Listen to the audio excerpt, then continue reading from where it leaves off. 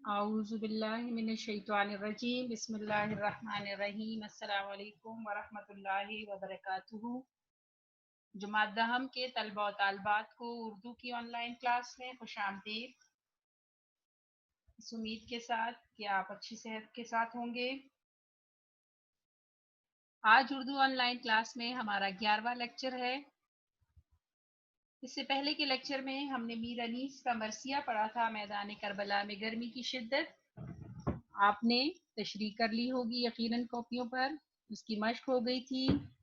صرف گرامر کا پورشن رہ گیا تھا، وہ آج ہم اس میں کریں گے، اور ساتھ ہی ایک افسانہ پڑھیں گے حاجرہ مسرور کا۔ تو چلیے جی شروع کرتے ہیں۔ آپ کی کتاب کے پیج نمبر 120 120 پہ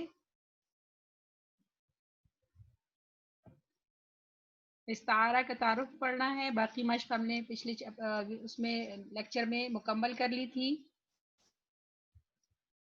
استعارہ کے بارے میں آپ جماعت نہم میں پڑھ چکے ہو، یہ کوئی نئی چیز نہیں ہے آپ لوگوں کے لیے۔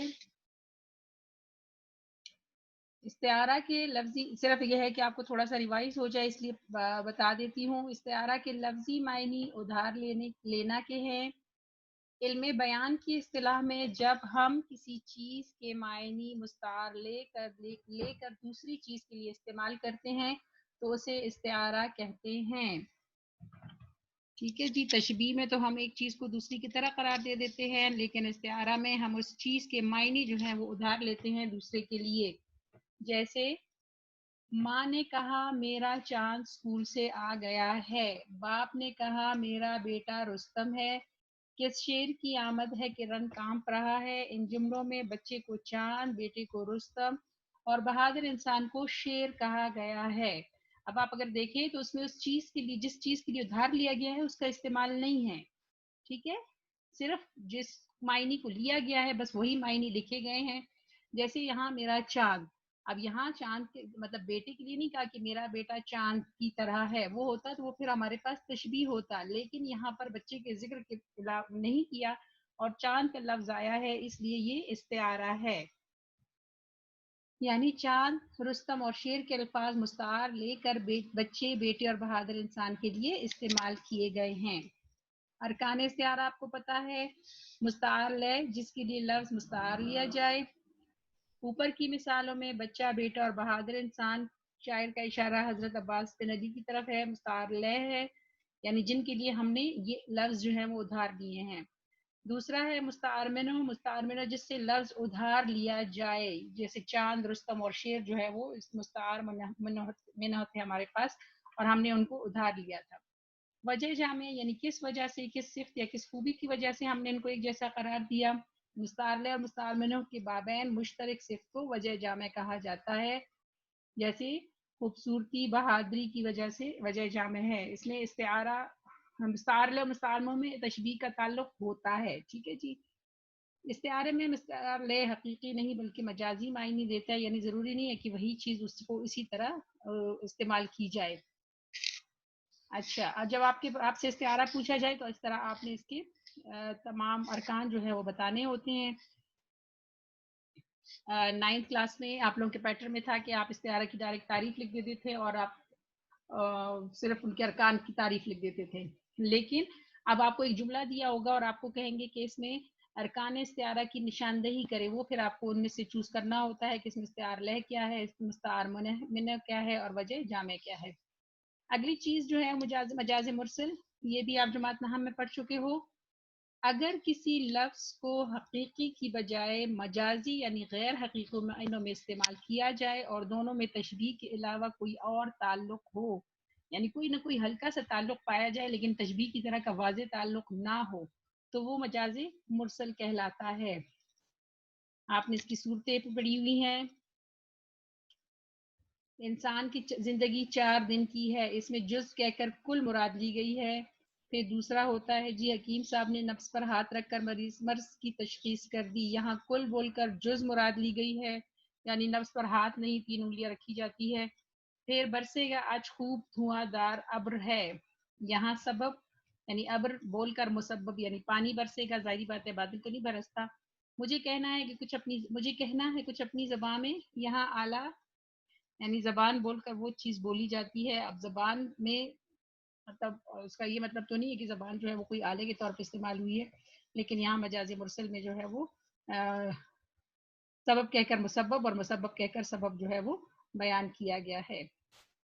پھر جی آپ کو کہا گیا کہ اس نظم میں تشبیہ، استعارہ اور مجاز مرسل الگ الگ کرے، یہ بھی آپ نے دیکھ لینا ہے. اگلا سوال نمبر 9 آپ لوگوں کا ہے، الفاظ کے متضاد لکھیں.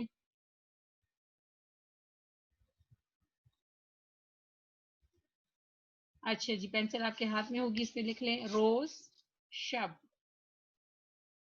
آفتاب، ماہتاب، کانٹا، پھول،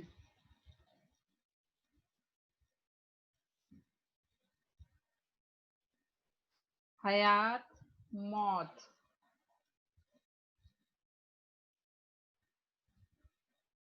مرگ بھی ہو سکتا ہے، موت بھی ہو سکتا ہے. سیاہ، سفید،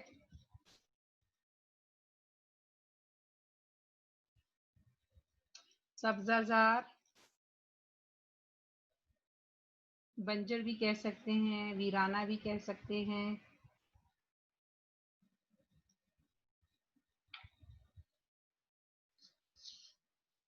اگلا ہے شرر فشاں، گل فشاں. ٹھیک ہے. پھر جی آپ کا اگلا ہے، نظم کو غور سے پڑھے، ہر بند میں قافیہ لکھے. آپ کو پتا ہے قافیہ جو ہے وہ ہم آواز الفاظ کو کہتے ہیں. اب آپ دیکھیں کہ نظم میں تب، شب، بار اور گما کا جو ہے وہ کون سے قافیے آ رہے ہیں. ٹھیک ہے جی. مشق بھی ہماری الحمدللہ مکمل ہو گئی ہے. اب ہم پڑھیں گے اگلے جو ہمارے پاس افسانہ نگار ہیں وہ ہے جی ہاجرہ مسرور، پیج نمبر 60 پہ، 60 پیچھے چیپٹر میں چلے جائیں. پیج نمبر 59 پہ آپ کے پاس ہاجرہ مسرور کا تعارف ہے. ہاجرہ مسرور کا افسانہ جو ہے وہ ہم آج شروع کریں گے. ہمارے پاس موجود ہے یہاں پہ افسانہ کے بارے میں آپ لوگ پڑھ چکے، وہ چھوٹی کہانی جس میں کسی ایک واقعے کی طرف جو ہے وہ زندگی کی کسی ایک پہلو پر روشنی ڈالی جاتی ہے. یہ فرضی بھی ہوتے ہیں لیکن حقیقی نظر آتے ہیں، اور اس کی طوالت جو ہے وہ اتنی بڑی نہیں ہوتی، یعنی اتنی زیادہ یہ افسانہ جو ہے بڑا نہیں ہوتا، بلکہ ایک دفعہ بیٹھ کے ہم آسانی سے ایک افسانہ ختم کر سکتے ہیں. تو اردو ادب میں ہاجرہ مسرور کے افسانے جو ہیں، اگر ہم کہیں کہ اردو خواتین میں جتنی شہرت انہوں نے حاصل کی کسی اور کو حاصل نہ ہوئی تو یہ غلط نہ ہوگا. چلے جی تعارف شروع کرتے ہیں. ہاجرہ مسرور 1969 میں 29 میں پیدا ہوئی، 1929 اور وفات ان کی ہوئی ہے 2012. ٹھیک ہے جی. ہاجرہ مسرور لکھنؤ میں پیدا ہوئی. ان کے والد ڈاکٹر طہور علی خان سرکاری ملازم تھے. والد کے تبادلوں کی وجہ سے ان کی تعلیم کئی شہروں میں ہوئی. ان کی اچانک وفات کے بعد ہاجرہ کا سلسلہ تعلیم منقطع ہو گیا. ہاجرہ مسرور کو گھر میں ادبی ماحول میسر تھا. 1947 میں اپنے خاندان کے ساتھ لکھنؤ سے ہجرت کر کے لاہور آ گئی. کچھ عرصہ وہ احمد ندیم قاسمی کے ساتھ رسالہ نقوش کے ادارات میں شریک رہیں. ان کی شادی معروف صحافی احمد علی مدیر ڈان سے ہوئی. جو ڈان اخبار ہے اس کے جو مدیر تھے اس کا نام احمد علی، ان سے ان کی شادی ہوئی تھی. اس کو بھی ذرا انڈر لائن کریں، اس کو بھی یاد رکھیں، ان کے والد کا نام یاد رکھیں. اور احمد ندیم قاسمی کے ساتھ کون سے رسالے سے، نقوش سے جو ہے وہ ادارت کرتی رہی، اس کو بھی یاد رکھیے گا. خواتین افسانہ نگاروں میں ہاجرہ مسرور نے خاصی شہرت حاصل کی. ان کے زیادہ تر افسانوں کا موضوع خواتین کے مسائل اور چھوٹی بڑی معاشرتی الجھنیں ہیں. معروف افسانہ نگار اور نقاد ممتاز شیریں لکھتی ہیں. اتنی زیادہ تعداد میں اچھے افسانے ہاجرہ مسرور کے علاوہ ہی شاید کسی نے لکھے ہیں، یعنی جتنے بھی افسانے انہوں نے لکھے وہ بہت پسند کیے گئے اور بہت زیادہ تعداد میں ان کے افسانے موجود ہیں. ان کے متعدد افسانوی مجموعے شائع ہو چکے ہیں، مثلاً چرکے، ہائے اللہ، چوری چھپے، اندھیرے اجالے، تیسری منزل وغیرہ. وہ لوگ کے نام سے ان کے ڈراموں کا ایک مجموعہ بھی شائع ہو چکا ہے. یہ یاد رکھیے گا، افسانے مجموعے تو یاد رکھنے ہی ہے لیکن ان کے ڈراموں کا جو مجموعہ ہے اس کا نام ہے وہ لوگ. हाजरा के अफसानों का कुलियात सब अफसाने मेरे 1991 में शाया हुआ, इसको भी याद रखें। 1991 में जो है तमाम अफसानों को मिलाकर एक जगह जमा किया गया और उसको सब अफसाने मेरे का नाम दिया गया और वो शाया हुआ 1991 में। हाजरा मसरूर भरपूर अदबी और समाजी ज़िंदगी गुजार कर 15 सितंबर 2012 को कराची में वफात पा गई और कराची में दफन हुई। ठीक है जी, पैदा लखनऊ में हुई थी और वफात उनकी कराची में हुई थी।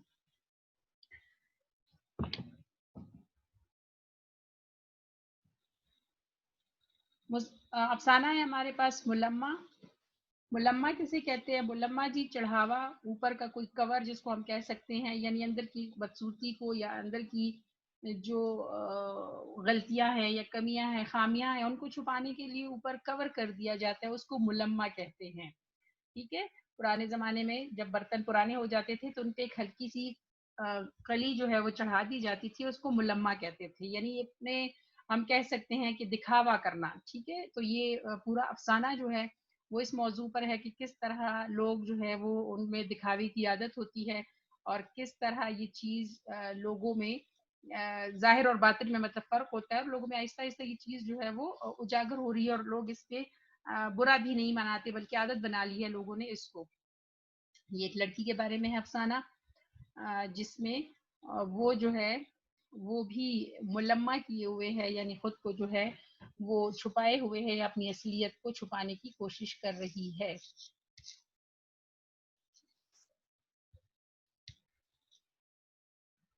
अच्छा जी, पढ़ाई स्टार्ट करते हैं।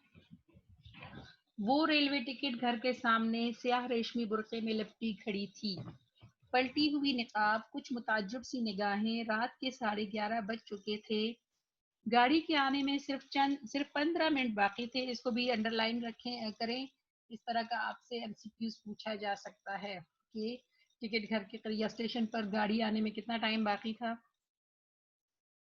लेकिन टिकट घर की खिड़कियां अब तक बंद थी।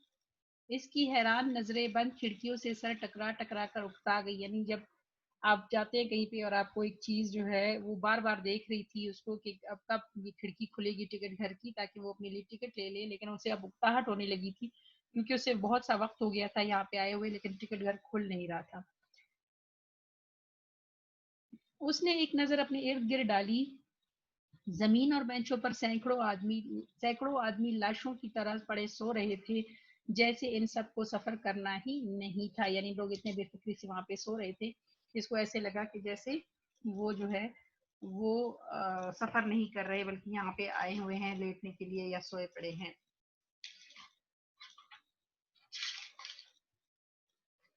वो आहिस्ता से कुली की तरफ मुड़ी जो इसका हल्का फुल्का अटैची केस और मुख्तसर सा बिस्तर सर पर रखे हुए था। कुली, अब तक टिकट घर नहीं खुला? यू गाड़ी हमेशा लेट रहत है। ये अब उनकी वही वाली जबान इस्तेमाल की है कि ये गाड़ी हमेशा लेट रहती है। कुली ने अपनी धुंधली सी तनहा आंख के इसके खूबसूरत चेहरे पर गाड़ दी, जैसे इसकी दूसरी फूटी हुई आंख का धंसा हुआ पपोटा अपनी बेमायगी पर फड़कने लगा। बेमायगी ना होने पर, ठीक है, यानी एक ही आंख थी उसकी और दूसरी जो है वो जैसे फूटी हुई आंख थी और वो धंसा हुआ था और पपोटा उसका बंद था, तो वो बेमायगी पे अपने ना होने पे। तो कहाँ बैठूं मैं? वो जैसे अपने आप से सवाल कर रही थी। इसने एक बार फिर करीब पड़े हुए गरीब इंसानों पर अपनी नजरें बिखेर दी। यहीं बैठ जाओ। यहाँ इसे ऐसा महसूस हुआ कि इसका रेशमी बुर्का, खूबसूरत चेहरा और नफीस सामान गरीब कुली की नज़र में कोई हकीकत नहीं रखता, यानी उसे बहुत बुरा लगा जब कुली ने उसको कहा कि तुम भी यहीं पर बेंच पे बैठ जाओ या यहाँ पे ज़मीन पर बैठ जाओ, क्योंकि उसे लगा कि उसने जितना खूबसूरत रेशमी बुर्का पहना हुआ है और इतना खूबसूरत उसका सामान है तो कुली जो है वो शायद इसको अहमियत नहीं दे रहा और ये चीज़ यानी उसको अपनी बेइज्जती महसूस हुई।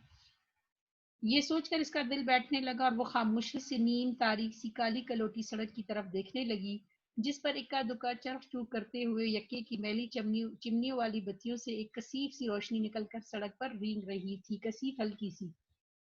इक्का दुक्का कोई एक आध एक ये उस जमाने में जाहिर बात है यक्के चलते थे जिसको तांगे भी कहते हैं और वो जो है उस पे चमनियाँ लगी होती थी, उस पे लालटेन लगे होते थे ताकि वो रोशनी जो है वो कर सके और इस माहौल में اسے ایسا لگ رہا تھا کہ دور دور سے اسے روشنی سڑک پر نظر آ رہی تھی۔ اس کا خیال فوراً ہی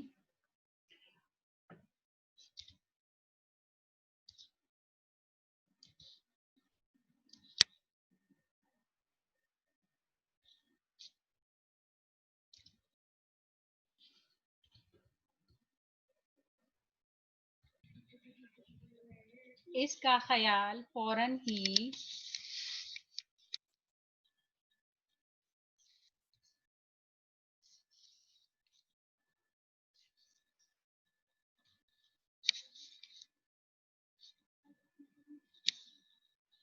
اپنی موجودہ حالت کی طرف دوڑ گیا۔ میں کیا ہوں اس وقت؟ دیکھنے والوں کی نظر میں یقیناً کوئی امیر کبیر آزاد خیال لڑکی، لیکن در حقیقت ایک مٹے ہوئے خاندان کی قابل لیکن پریشان حال لڑکی، بالکل یکی کی دھندلی لالٹین کی طرف، یعنی جو یکی اس کو قریب سے گزر رہے تھے اور اس کی روشنی جو ہے وہ اتنی زیادہ نہیں تھی، دھندلی سی تھی۔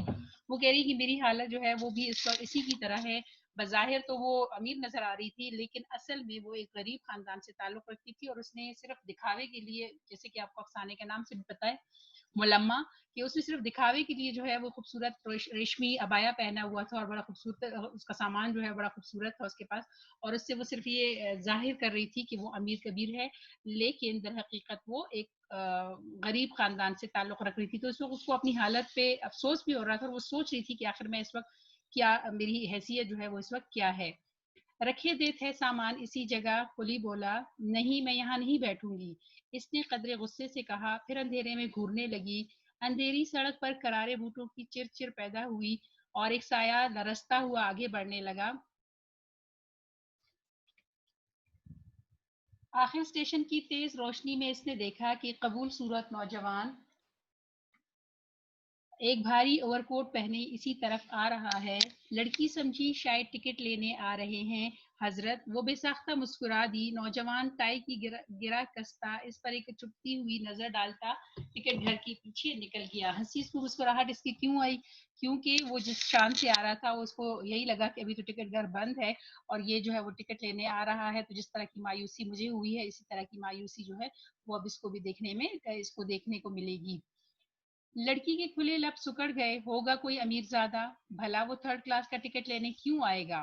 ٹھیک ہے جی، خود تو یہ بظاہر تو امیر نظر آ رہی تھی، لیکن تھرڈ کلاس کا ٹکٹ لینے آئی تھی۔ پھر اس نے سوچا کہ یہ جو لڑکا ہے یا یہ نوجوان ہے وہ بظاہر تو کوئی امیر خاندان کا لگتا ہے، تو وہ تھرڈ کلاس کی ٹکٹ لینے نہیں آیا، بلکہ وہ شاید وہ کسی اور کام سے آیا ہے۔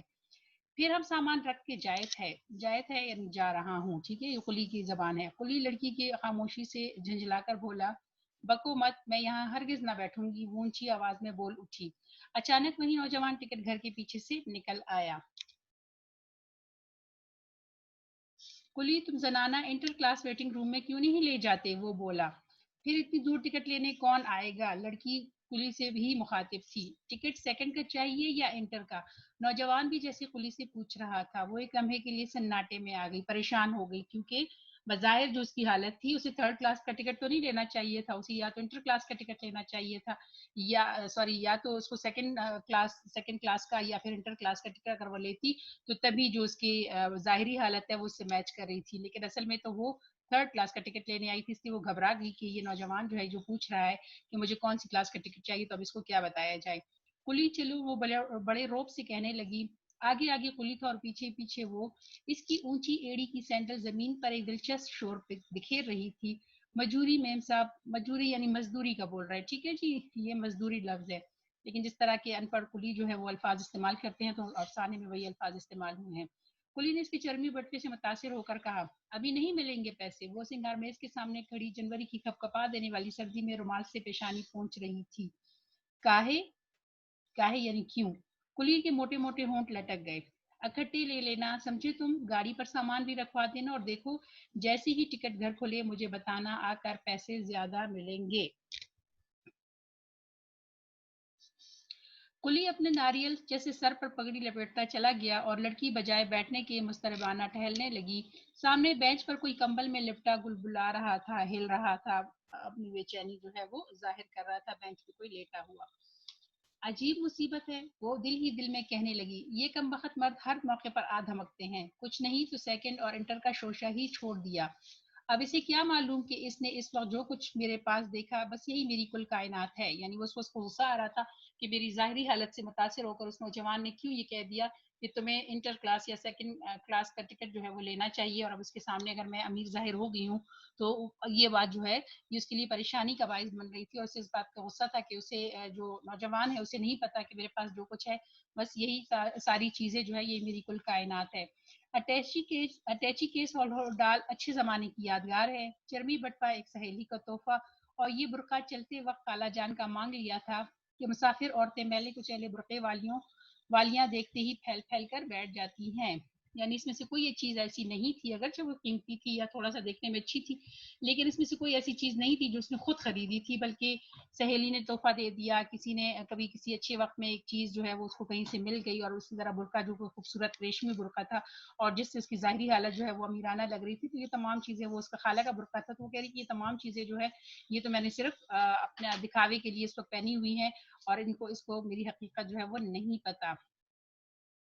آج ہی دوپہر کو تو چچا جان کی بیماری کا خط ملا تھا، امی جان کا خیال تھا کہ اگر گھر سے کوئی انہیں دیکھنے چلا جاتا تو اچھا تھا، ورنہ وہ یہی کہیں گے کہ ہم نے تو بھائی کے مرنے کے بعد بھاوج اور بھتیجے بھتیجوں کا اتنا خیال کیا کہ پیسے کو پیسہ نہ سمجھا، لیکن وہی برے وقت کے ساتھ ہی نہیں۔ اچھا جی، اب یہ دوبارہ جو ہے اس کی سوچ جو ہے پرانے اپنے اس وقت جب وہ گھر سے چل رہی تھی تو اس وقت کی طرف چلی جاتی ہے، اور وہ یہ سوچ رہی ہوتی ہے کہ جب دوپہر کو چچا کی بیماری کا خط ملا تھا، وہ چچا جس نے ان کی تیمارداری کی تھی، سوری جنہوں نے ان کی جو ان کا خرچہ چلاتے تھے وہ بیمار تھے، اور ان کا امی کا یہ خیال تھا کہ کسی کو اس کی عیادت کے لیے چلے جانا چاہیے تھا، لیکن چونکہ گھر میں کوئی اور موجود نہیں تھا اس لیے لڑکی جو ہے وہ تیار ہو جاتی ہے اپنے چچا کی عیادت کے لیے جانے۔ یعنی یہ سفر وہ کیوں کر رہی ہے؟ کیونکہ اس کے وہ چچا جو بڑے شفیق چچا جو ان کا بڑا خیال رکھتے تھے، ان کے والد کے وفات کے بعد انہوں نے اس کا بڑا خیال رکھا، ان چچا بیمار تھے، اور امی جان کا یہ خیال تھا کہ گھر میں سے کسی نہ کسی کو ضرور ان کی عیادت کے لیے چلے جانا چاہیے تھا۔ بس وہ اتنا سن کر جانے کو تیار ہو گئی، ٹھیک ہے، کہ ایسا نہ ہو کہ چچا برا مان جائے کہ میں بیمار ہوں تو میری عیادت کے لیے کوئی نہیں آیا، تو یہ سن کر یہ جو ہے جانے کے لیے تیار ہو جاتی۔ یہ سفر وہ اس لیے کر رہی ہے۔ امی جان نے جانے کب سے 3 روپے جوڑ کر رکھے تھے، سو نکال کر دیے کہ تم عقیل کو ساتھ لے کر چلی جاؤ۔ عقیل بچہ ہی صحیح لیکن ہے تو لڑکا۔ اب یہاں پہ بھی ہمارے ایک معاشرے کی جو عام سوچ ہے اس کے بارے میں بتایا گیا ہے کہ لڑکیاں جو ہے وہ اکیلے سفر نہیں کر سکتی، اور ان کے ساتھ ایک مرد کا ہونا، چاہے وہ بچہ ہی کیوں نہ ہو، ایک لڑکے کا ہونا جو ہے وہ ضروری ہے۔ بس یہی ان کی بات تو مجھے زہر معلوم ہوتی ہے، جانے وہ لڑکیوں کو کیا سمجھتی ہیں۔ میں نے ان سے پوچھا کہ میں کیا کوئی لڈو پیڑا ہوں جو کوئی کھا لے اور عقیل کو دیکھ کر ڈر کے مارے اگل دے گا، یعنی عقیل میری کیا حفاظت کرے گا، وہ تو خود چھوٹا سا بچہ ہے۔ آخر سلمہ اور رضیہ بھی تو لڑکیاں ہیں، کیسے مزے میں تنہا سفر کیا کرتی ہیں۔ اس پر انہوں نے کہا بھائی وہ بڑے آدمی کی لڑکیاں ہیں۔ میں نے جواب دیا واہ، تب تو انہیں بلا مبالغہ 1 درجن نوکروں کے جھرمٹ میں سفر کرنا چاہیے۔ یعنی اگر وہ امیر لوگوں کی لڑکیاں جو ہیں اگر اکیلے سفر کر سکتی ہیں تو غریب کی بچیاں کیوں نہیں کر سکتی؟ ایسا اگر ہوتا تو ان کو تو اپنے ساتھ نوکروں کی ایک فوج لے کر چلنا چاہیے تھا، اس کا یہ خیال تھا۔ چونکہ ہم غریب ہیں اس لیے ایک ہی کا خرچہ سفر نکالنا مشکل ہے، کجا ایک ننھے محافظ کے ساتھ جس کی حفاظت خود مجھ پر فرض ہوگی۔ غرض گھنٹوں ان سے بحث کی، تب کہیں جا کر عقیل صاحب کے پہرے سے نجات ملی۔ یعنی اس نے بحث بڑی کی اپنی والدہ سے کہ میں اس کو ساتھ نہیں لے کے جاؤں گی کیونکہ اس کی حفاظت مجھے کرنی پڑے گی، وہ تو اتنا چھوٹا ہے کہ وہ میری حفاظت کیا کرے گا، ٹھیک ہے۔ تو پھر آخر وہ مان جاتی ہیں اور یہ اکیلے سفر پہ اس کو اجازت مل جاتی ہے سفر کرنے کی۔ کھانسی کی کھوکھو سے وہ چونکی، یعنی اس کی جو وہ سوچ رہی تھی وہ سوچ سے نکل آئی۔ کمبل کی گھٹڑی کھڑی اور ایک جھریوں کا مارا بگلے کے پاس جیسے سفید بالوں کا چہرہ اس کے سامنے تھا۔